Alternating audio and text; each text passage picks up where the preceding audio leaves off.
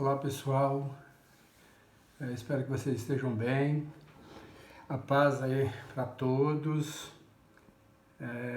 Vamos gravar nossa aula de grego. Como vocês sabem, ainda não estamos em condições de retornar às nossas aulas de modo presencial, então essa é uma forma de podermos aí dar nossa contribuição da melhor maneira possível e espero que essa aula nesse método seja útil para vocês. Qualquer dúvida, assim que vocês estiverem em posse dessa aula, qualquer dúvida vocês podem me chamar no privado e a gente vai tentando aí resolver os problemas, tá bom? Então quero começar essa aula com um texto bíblico. Eu vou deixar para vocês lerem depois aí, certo? Pelo menos tentarem. É o Evangelho de João, né? Capítulo 1, versículo 14, ok?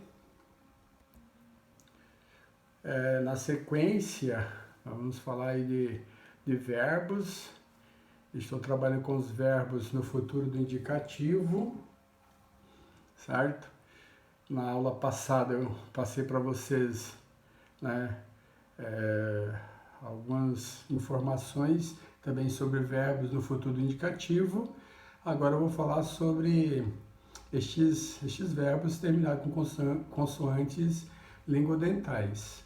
Os verbos com os radicais terminados em consoantes lingodentais, ou seja, o lambda, o ni, o ro, né, quando conjugados no futuro do indicativo, eles vão receber um épsilon de aumento entre a consoante final do radical e a vogal temática. Como eu já expliquei para vocês, qual é a consoante final do radical? É a última letrinha da parte inflexível do verbo, certo?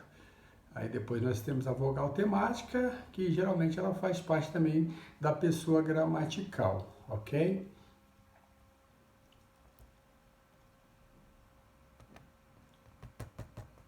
Só um minutinho aí para destravar aqui.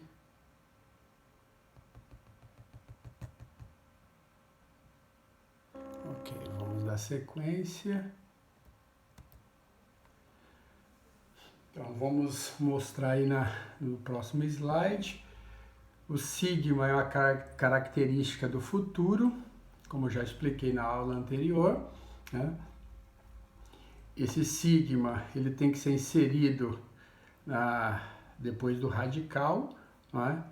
Então, como esse é um caso específico das lingodentais, nós vamos, né, acrescentar o sigma. Aí nós temos também o acréscimo do épsilon, né, que também é característica do futuro. E depois nós vamos fazer a contração, ok? Eu estou dando um exemplo como esse verbo no presente do indicativo. Eu estou mostrando aí o verbo crino. Se vocês observarem, o radical dele termina com ni, né? Depois do ni vem o ômega, que já é a vogal temática e também a pessoa gramatical. Como fica no futuro do indicativo? Eu vou acrescentar o épsilon, né? Depois o sigma, certo? Estou dando exemplo embaixo. Eu copiei o radical, crin, acrescentei o épsilon, mais o sigma, mais o ômega, que é a pessoa gramatical. O que eu vou fazer? Eu vou eliminar esse sigma e vou fazer a contração entre o épsilon e o ômega, não é? Sendo este aí a vogal temática da primeira pessoa. Então, a partir do ômega, como já mostrei para vocês, nós temos, né, o ômega e temos as outras pessoas gramaticais. Você vai manter as pessoas gramaticais do presente e do indicativo, ok? Eu vou dar um exemplo na tabelinha a seguir, mas vamos concluir aqui, tá? Exemplo, crin, não é? Aí eu fiz a contração entre o épsilon e o ômega e deu ômega com um circunflexo. Então toda a contração que houver, eu vou ter que colocar um circunflexo para indicar que ali, né, houve essa contração. Olha o exemplo na tabelinha a seguir. Eu tenho o epsilon, como eu já eliminei o sigma, eu vou fazer a contração entre o epsilon e o ômega. Vai dar ômega, né, com um acento circunflexo. Na sequência, né, eu vou pegar as terminações das pessoas gramaticais. Quais são as pessoas gramaticais do presente do indicativo? É o, eis, ei, homem, ete, né, usi. Isso da voz ativa. Da voz passiva, quais são as pessoas gramaticais? Homai e etai. Primeira do plural. Ometha, ethe, ontai. Se vocês observarem, as letrinhas que indicam aí o início da pessoa gramatical, ou é um ômega, ou é um epsilon, ou um ômicron ou eta, ok? Então você vai fazer a contração e o resultado está na frente.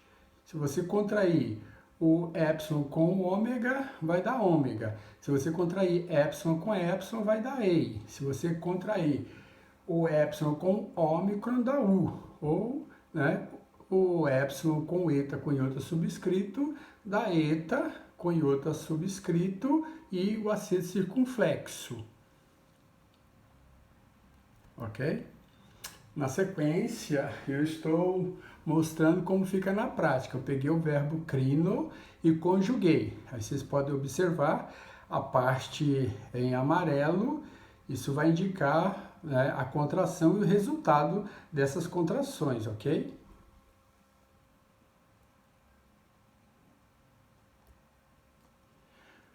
Nós temos aí também, né, a tabela para a voz passiva, que eu só dei o exemplo em cima, mas eu não mostrei como funciona. A voz passiva é um pouco diferente, né? O futuro indicativo da voz passiva possui certas características que estão definidas na tabela abaixo, que eu estou mostrando para vocês. O que eu vou fazer na voz passiva? Eu vou manter o radical, aí eu estou pegando o verbo liu, vou manter o radical, que é o lambda e o y, ok? Li. Vou pegar a terminação, né, da voz passiva, que é o C, mas a característica do futuro, que é o sigma, mas as vogais temáticas, que podem ser o epsilon, o ômicron e o eta, e vou manter a terminação, ou seja, as pessoas gramaticais do presente e do indicativo. Quais são as pessoas gramaticais? Aí, como eu mostrei para vocês, não é? Vamos dar um exemplo. Omai e etai. Já estou inserindo a vogal temática. Ometha, ethe, ontai. Ok? Aí eu trouxe a tabelinha. Mantive o radical do verbo, que está em branco, li, e acrescentei a terminação. Thesomai, these, thesetai. A primeira do plural é thesometha, thesete, thesontai. Ok? Então, decore bem essas terminações, que é a voz passiva do futuro do indicativo. Depois eu estou mostrando para vocês aí uma sequência de verbos. Aí vocês podem escolher um destes para fazer a flexão. Aí fica a critério, né, do aluno. Eu gostaria que vocês fizessem, que é muito importante, tá bom? Vai ser de bom proveito. Aquele que quiser fazer, pelo menos tentar e depois pedir uma explicação, eu auxilio. Na sequência, nós temos algumas frases onde eu estou usando o verbo, né, no futuro. Eu usei na primeira frase o verbo pisteu, na segunda frase o verbo terel, né, e assim sucessivamente. Então, só vou ler a primeira para vocês, indicando o verbo. Roi, rui, oi, tu seu pisteu sucinto, Quirio, certo? Os filhos de Deus crerão no Senhor. Então, o verbo crer, acreditar. Se vocês observarem na primeira frase, eu copiei o radical do verbo, acrescentei um sigma e mantive a terminação, o sim, que é a terceira pessoa do plural voz ativa, ok? Os filhos de Deus crerão no Senhor. E assim sucessivamente. Eu gostaria que vocês copiassem essas frases e, por gentileza, quero que vocês identifiquem os verbos, tá bom?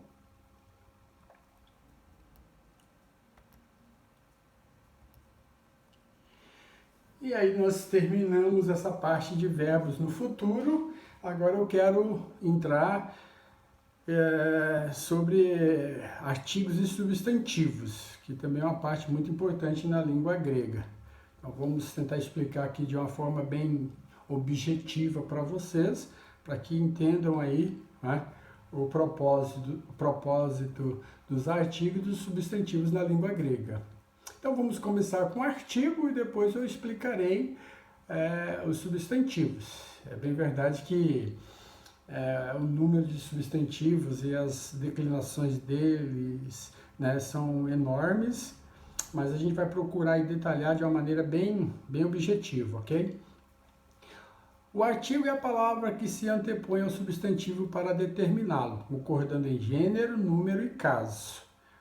Então, semelhante no português, o artigo é aquele termo que vai, né, anteceder o substantivo para determiná-lo e também vai concordar em gênero, número em português.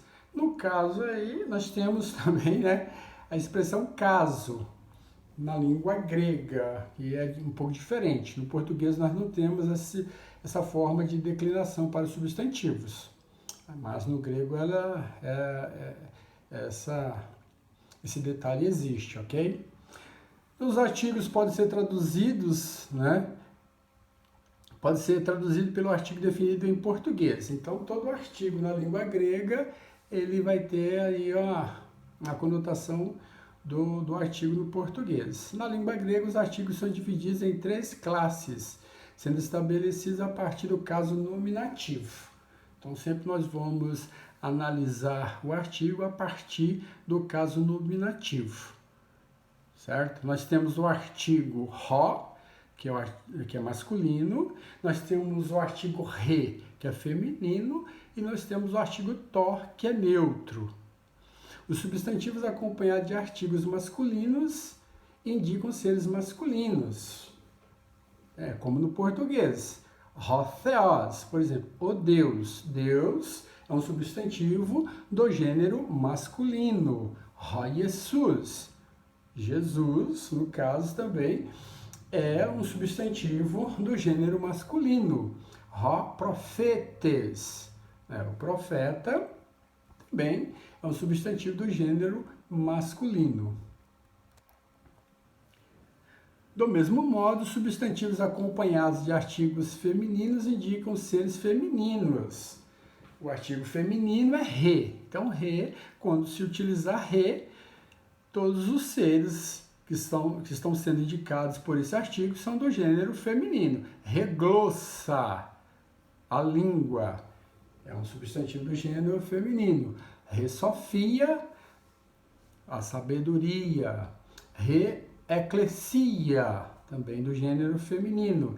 Rebacílica, também do gênero feminino. E regrafê, do gênero feminino também.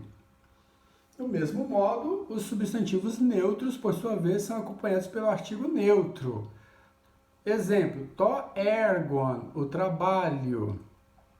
Trabalho não é um substantivo. Esse substantivo não pertence nem ao gênero feminino e nem masculino. Ele é neutro, tá? Depois nós temos to prósopo, na face. Também a mesma coisa. E to teknon, a mesma coisa. Então, todos os substantivos indicados aí pelo artigo to mostram que tais palavras pertencem ao gênero neutro. Tá? Eu estou fazendo uma observação aí, no grego não existe artigos indefinidos. Uma, umas, uns. Tá? Não existem artigos indefinidos na língua grega. Se nós colocarmos, isso aí é para dar um sentido melhor na frase. Não que eles existam lá na língua grega. Só para efeito de informação. Assim como os substantivos, os artigos são flexionados também.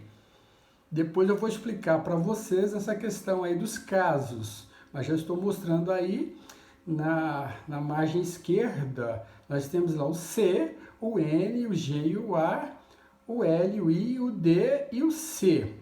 Tá? O primeiro, ali o C, indica casos. O N vai indicar nominativo.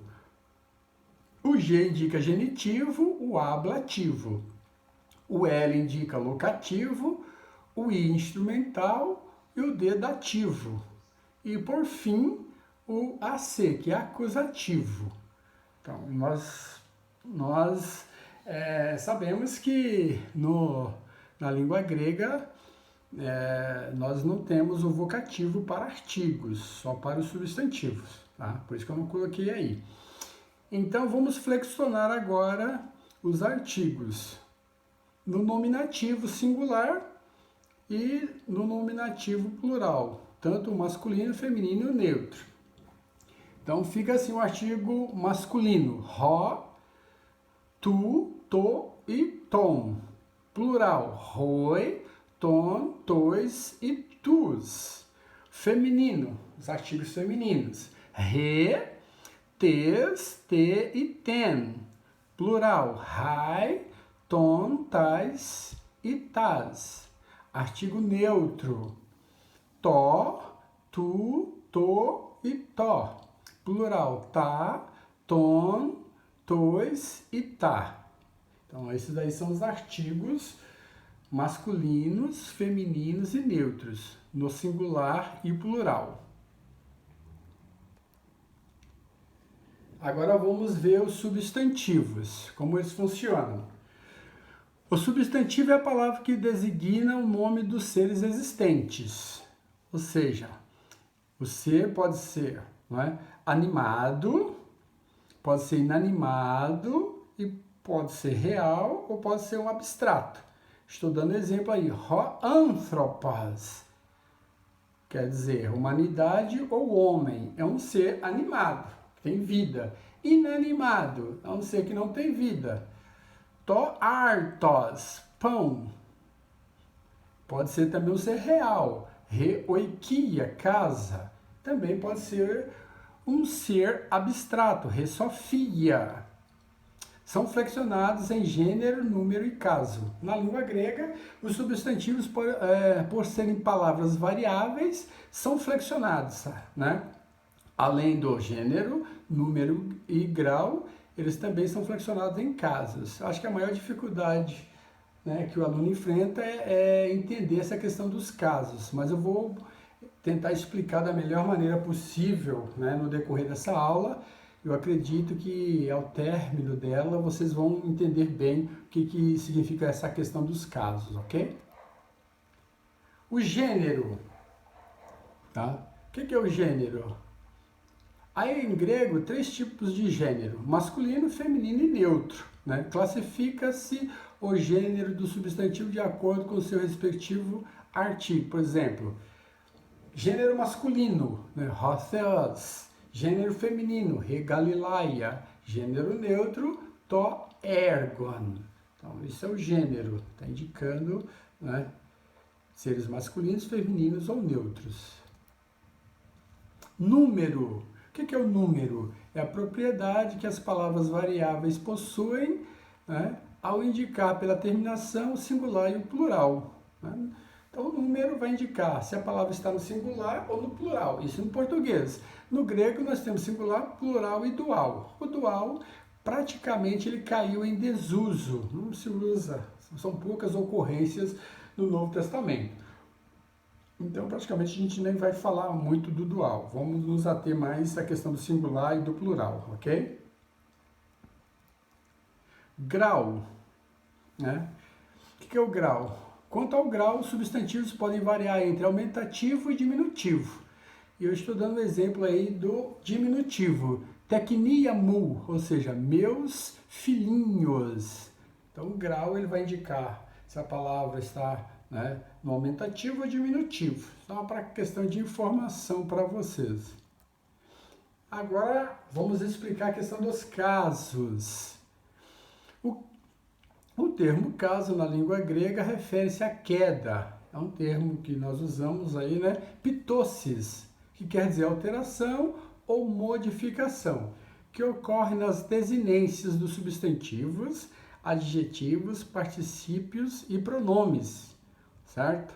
Então, o caso é aquela mudança que ocorre na terminação do substantivo, certo? É aquela mudança que ocorre, a gente faz essas alterações e, em lugar de um termo, nós colocamos outro para dar um sentido, não é?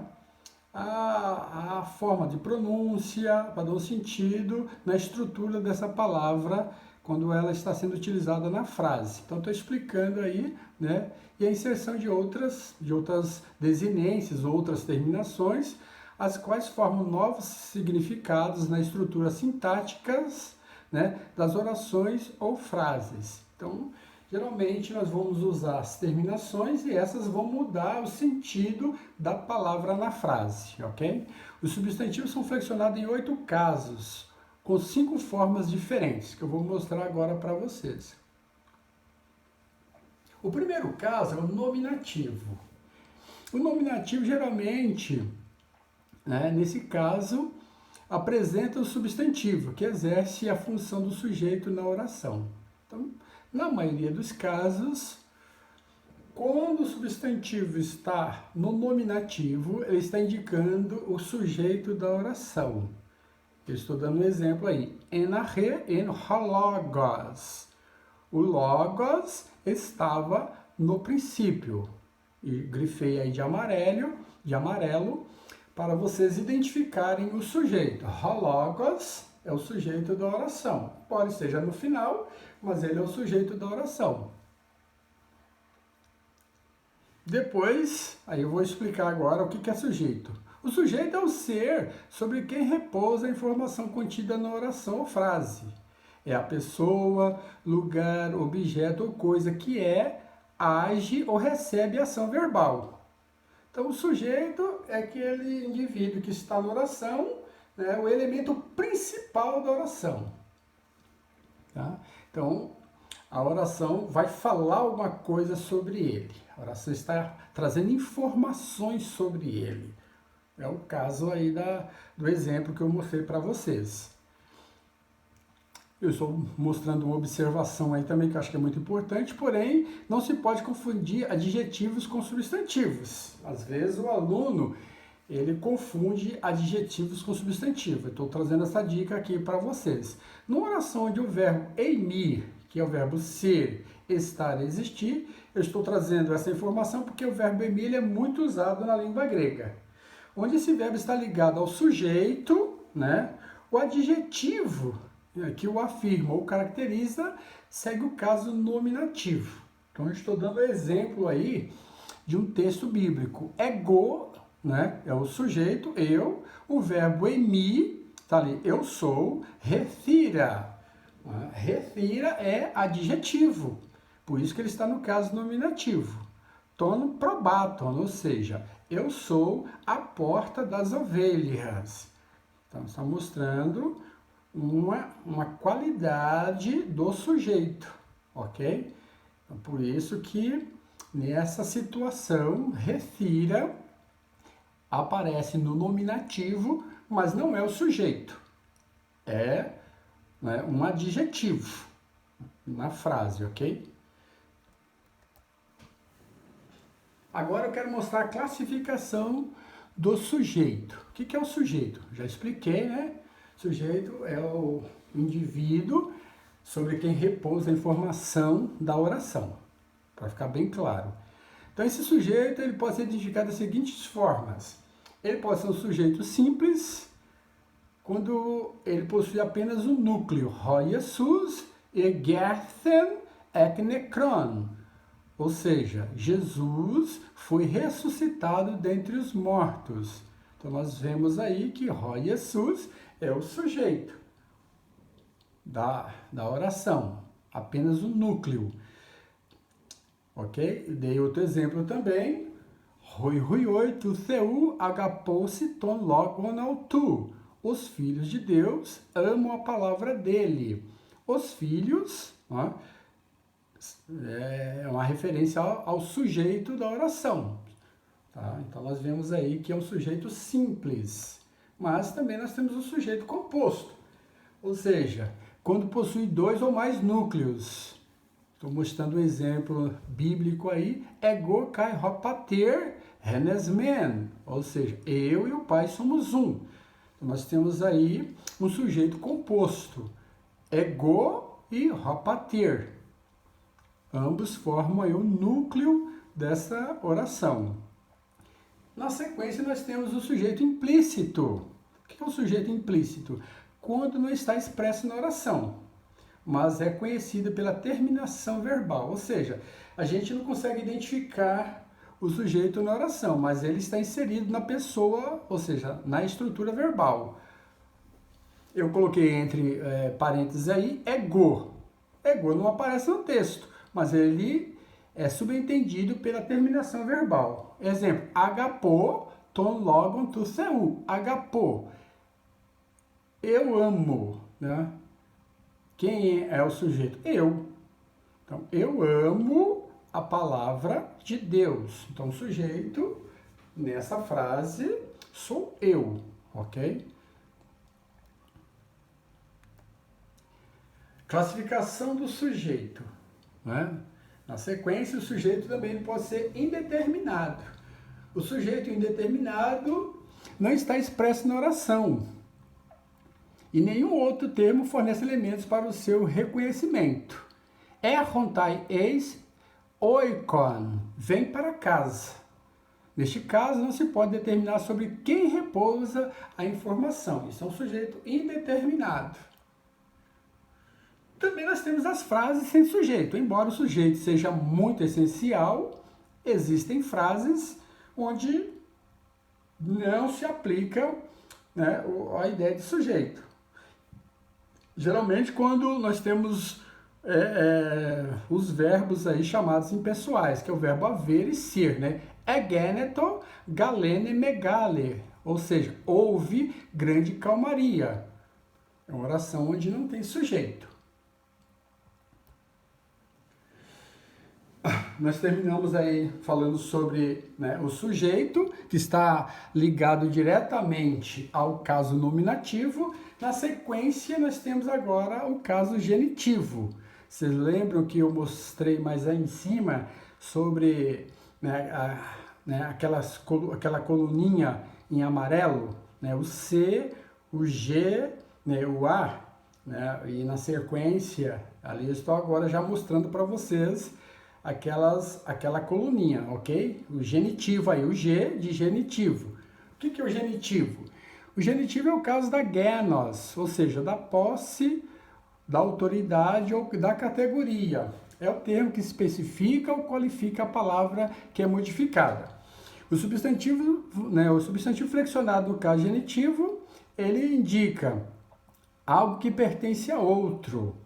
Entendeu? Estou mostrando um exemplo aí. Paulos, doulos, tu Christu, Iesu. Paulo, escravo de Jesus Cristo. Paulo como algo pertencente a Cristo. Paulo, como escravo, ele pertence a Cristo.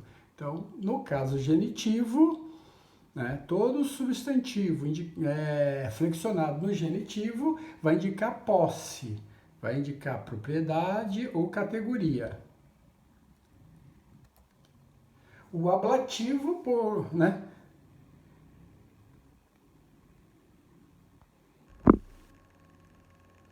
O ablativo, por sua vez, né, por outro lado, possui a ideia fundamental de procedência, categoria, derivação, ponto de partida.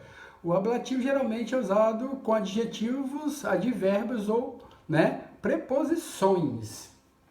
Vamos ver aí o caso do ablativo. Ho Jesus paraginetai apó tes Galilaias. Jesus vem da Galileia. Então, vai indicar aí ponto de partida, derivação, origem, procedência. Essa é a função do ablativo. Depois nós temos o locativo. Tá? O locativo é o caso da locus, do lugar. Né? É o caso que expressa o equivalente à preposição em, dentro de. Tá? Indica também um ponto de tempo ou qualquer prazo considerado como ponto. Então, locativo indica lugar. Ho Kyriosestin ento urano. O Senhor está no céu. Isso indica que Jesus está no céu, está dentro do céu. Na sequência, nós temos o caso instrumental. O caso instrumental, né, ele vai mostrar a ideia fundamental, a sua relação com as coisas. Refere-se ao instrumento, elemento através do qual o sujeito pratica ou sofre ação verbal. Lalo to estomati, ou seja, eu falo por meio do quê? Por meio da boca. Então, um exemplo do instrumental. Na sequência, nós temos o dativo. É o caso que exprime a ideia de interesse pessoal. Daí a referência, da, né? Seu uso se refere a pessoa ou coisa personificada. Nunca se usa com a ideia de tempo e raríssimas vezes com a ação verbal. O dativo é usado no predicado, sempre no predicado, e está associado à ação do verbo, classificado como transitivo indireto. Né? Isso aqui é importante a gente observar, essa questão do predicado, né? A parte do predicado é a parte que contém o verbo e traz informações sobre o sujeito. Então, isso é predicado, ok? Por necessitar de uma preposição para completar o seu sentido. E geralmente responde as perguntas a quem, onde, né, aonde, com quem. Então, geralmente o dativo ele vai estar no predicado, certo? E vai trazer essas informações. Um minutinho.